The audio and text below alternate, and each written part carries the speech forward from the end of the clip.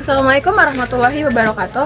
Hilirisasi nikel Jokowi dikuliti Bivitri Susanti cuma untungkan segelintir orang.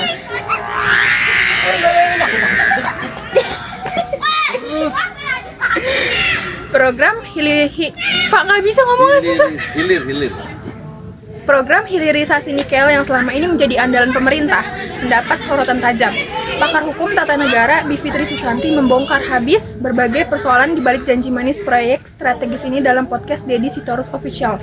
Menurutnya, hilirisasi nikel tidak hanya gagal menyejahterakan rakyat, tetapi juga menyimpan bom waktu lingkungan dan terancam menjadi investasi sia-sia. Diskusi panas ini mengungkapkan bagaimana program yang digadang-gadang mampu mendongkrak ekonomi nasional justru menyimpan banyak kejanggalan. Mulai dari dugaan ekspor ilegal hingga dampak ekologis yang membahayakan masa depan. Kritik paling keras dari Bivitri Susanti ditujukan pada narasi keberhasilan hilirisasi nikel.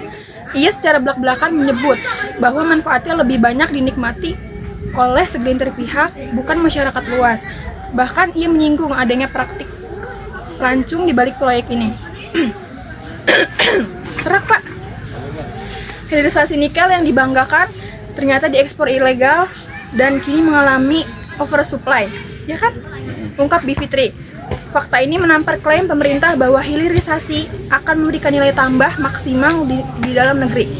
Ia juga mengkritik bahwa hilirisasi yang terjadi lebih menguntungkan segelintir orang yang memiliki perusahaan, bukan rakyat.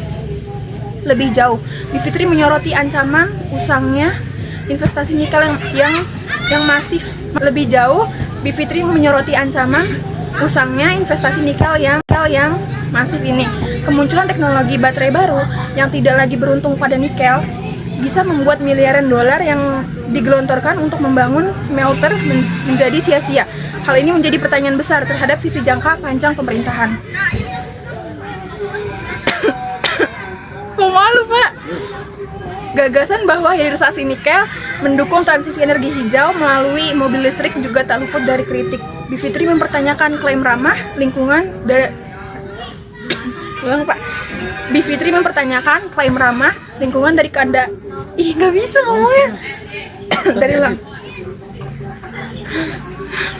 Bivitri mempertanyakan klaim ramah lingkungan dari kendaraan listrik jika sumber energinya masih berasal dari energi kotor dan proses pembangunan nikel itu sendiri merusak alam secara masif.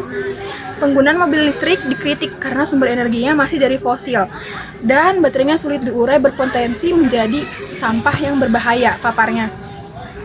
Ini menjadi ironi